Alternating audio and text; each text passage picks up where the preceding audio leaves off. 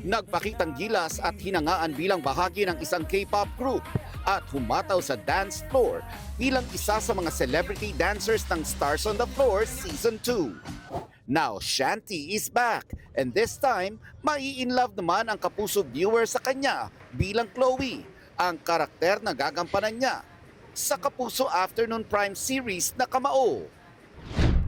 Well, yung role ko po dito is, anak siya ng kalaban ni Anton eh. Pero may konting complications. But, ako dito, mabait naman ako dito. Gaganap si Shanti bilang love interest ni Makmak, ang karakter na ginagampanan ni Anton Vinson sa boxing drama series. Sa pag-upo ni Anton sa GMA News interviews kung saan kasama ang co-star niyang si Bruce Roland, inamin ng binata na isa sa challenges na kanyang hinarap ay ang ma-break ang ice between him and his new leading lady. I was surprised po nung nalaman ko na si Shanti, yung magiging leading lady ko. And she's very professional po siya pagdating sa set.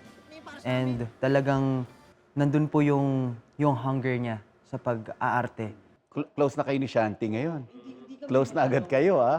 Hindi naman masyadong close, pero I want to get to know her more. Like me and Bruce din. Niyayaya ko nga siya mag-karaoke kasi sa bonding, very awkward kami sa set.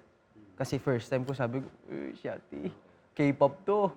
Kinakabahan ako. Abangan kung paano magpapakilig sina Chloe at Makmak sa mas umiinit na mga tagpo sa Kamao. Talaga? Oo. Basta siguraduhin mo lang na masarap yung pares dito. Oo naman, masarap talaga yung Paris dito.